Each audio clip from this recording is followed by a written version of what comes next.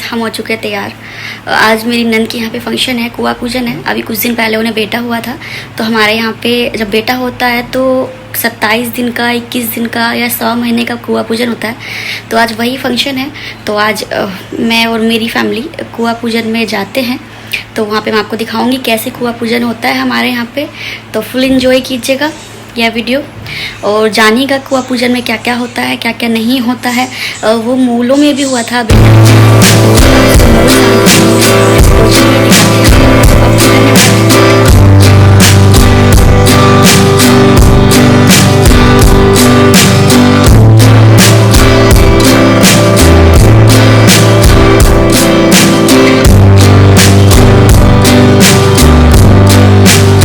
हम आ चुके हैं अपनी नंद के यहाँ पे, अपनी नंद के घर पर फंक्शन में हम आ चुके हैं। तो सबसे पहले हम अपने छोटे बाबू से मिले, छोटे सरकार से मिले, उसके हालचाल लिए।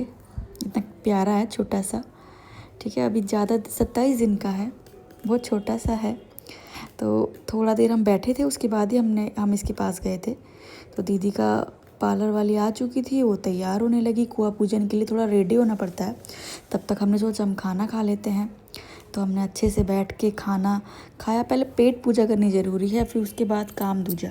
तो पहले हमने खाना खाना अच्छे से स्टार्ट कर दिया भाई। जब तक हमारा पेट नहीं भर गया हम नहीं उठे वहाँ से, लगे रहे हम खाने में, ठीक है। मैंने तो रसगुल्ले भी दो पूरे रसगुल्ले खाए थे, पूरा खाना खा के हटे। तो दीदी एकदम तैयार हो चुकी थी हमारी, ठीक है। देखिए दीदी का लुक कितना, मतलब कितनी सुंदर लग रही है। ज़्यादा मेकअप नहीं कर सकते हैं क्योंकि थोड़ा सा अभी जच्चा है। जैसे डिलीवरी होती है तो उसके बाद जच्चा बोला जाता है, जच्चा और बच्चा। तो जच्चा अभी है तो इसलिए ज़्यादा मेकअप नहीं कर सकते। तो बस ढोल बाजे के साथ दीदी का कुआं पूजन स्टार्ट हो चुका है। साथ में वही जेठानी देवरानी सब साथ में चलती हैं, जिससे थोड़ा सा दिक्कत हो जाए तो साथ में रहना चाहिए भाई, क्योंकि शरीर बॉडी थोड़ा सा कमज़ोर रहता है, वीकनेस रहती है। इस वजह से सब नाचते गाते ढोल बजाते सब बहुत धूमधाम से मज़े से हम सब निकल दिए। क्योंकि जो सबसे पास में जैसे मंदिर होता है या कुआं पास में, जो भी कुआं पास में होता है, जो जिसके घर पे मतलब पहले से जहाँ पे कुआं पूजन होता आया है, तो सब वहीं पे जाते हैं, ठीक है। ये कल्चर है इधर का कि जैसे जो भी पहले से होता आया है ना, तो वही रिपीट होता रहता है। तो इनका जो कुआं था वो थोड़ा सा दूर था, तो हम चलते रहे भाई। चलते चलते चलते चलते थक भी चुके थे, काफ़ी दूर था। मैं और आराध्या साथ में थे। तो हम थोड़ा ज़्यादा चलने की वजह से दीदी को थोड़ा सा वीकनेस हो गई थी, थोड़ा चक्कर आने लगा था। तो थोड़ा सा दीदी ने थोड़ा सा रेस्ट किया। उसके बाद फिर कुआं पूजन की तैयारी स्टार्ट हो गई, क्योंकि जो भी रस्में हैं वो तो निभानी ही पड़ेंगी ना। तो ये पास में कुआं है, काफ़ी चलने के बाद दीदी के यहाँ का कुआं आया था। कुआं पूजन के लिए कुआं होना ज़रूरी होता है, ठीक है। तो हम कुएं पूजन तक हम ले आए थे दीदी को। धीरे धीरे दीदी को यहीं पे हमने बिठाया। जो सारी रस्में थी वो करना स्टार्ट हुई। आप देख सकते हैं जो जो रस्में होती हैं वो सभी करना स्टार्ट कर दिया था हम सभी ने। थोड़ा सा फ़ोटोशूट वगैरह चल रहा था, कैमरा वाला वीडियो वगैरह बना रहा था। बस थोड़ा सा जो बड़ी बड़ी बुजुर्ग लेडीज़ हैं, जो घर की बड़ी हैं, तो बस उन्हीं के आने का वेट हो रहा था। जैसे ही वो आएंगी तो बस कुआं पूजन की रस्में स्टार्ट हो जानी है।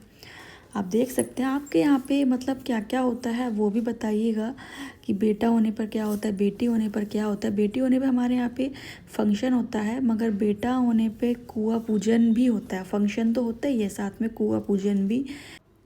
सारी रस्में करनी बहुत ज़रूरी होता है। तो वही बड़ी बुजुर्ग जैसी घर की आती हैं, बड़ी महिलाएं घर की बड़े हैं जो भी, तो वो ही सब मिलके कराते हैं, क्योंकि वो पहले से करते आए हैं तो उन्हें बहुत अच्छे से रस्मों के बारे में पता होता है।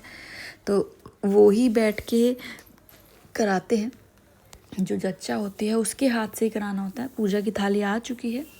पूजा की थाली में आटा, हल्दी, गुड़ और फूल वगैरह, और जो सतिये घर पे बनाए जाते हैं ना, वो भी हमें वहाँ से घर से सतिये गोबर की बनाए जाते हैं, क्योंकि गोबर हमारे यहाँ पे बहुत पवित्र माना गया है। हिंदू धर्म में बहुत पवित्र माना जाता है। तो गोबर के सतिये बनाए जाते हैं। तो फिर कुआं पूजन वाले दिन हमें वो उतार के लाने पड़ते हैं। आटे से स्वास्तिक बनाना स्टार्ट हो गया। आटे से स्वास्तिक बनाते हैं और हल्दी से टीका करते हैं। तो हम देख सकते हैं जो घर की बड़ी महिलाएं हैं, बड़े हैं हमारे, तो वो ही करवाते हैं सब कुछ। ये सतिये का उपला है, उपले मतलब जो सतिया उतार के लेके आते हैं वो कुएं के पास ही सिराए जाते हैं कि हमारी सारी रस्में पूरी हो चुकी हैं, वो चीज़ बताया जाता है इसमें। और जो लोटे में जल है वो चढ़ाया जाता है।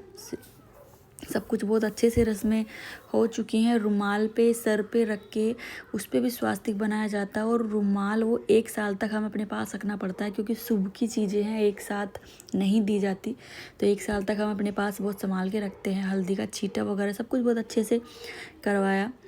तो बहुत अच्छे से कुआं पूजन की विधि पूरी हुई है, आप देख सकते हैं। और प्लीज़ मुझे भी बताइएगा आपके यहाँ पे क्या क्या होता है, कमेंट बॉक्स में ज़रूर मुझे बताइएगा।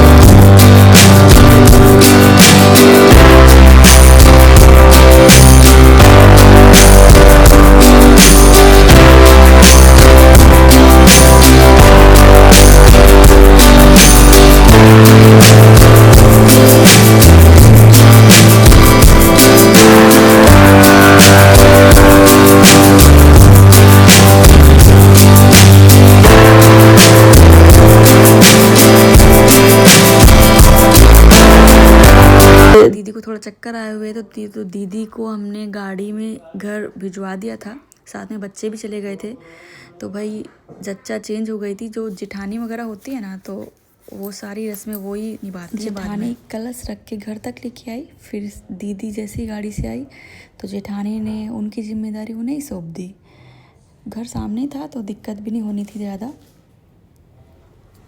बस फिर दीदी ने सारे जो भी रीति रिवाज जो भी थे सब कुछ उन्होंने ही अच्छे से किए। बस हमने सिर्फ बाद में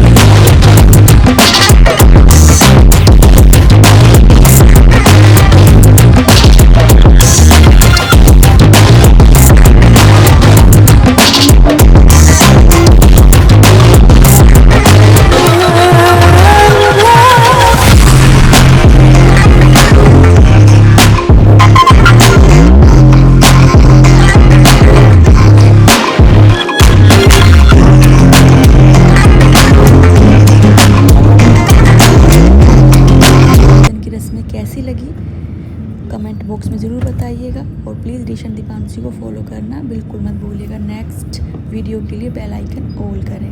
थैंक यू फॉर सब।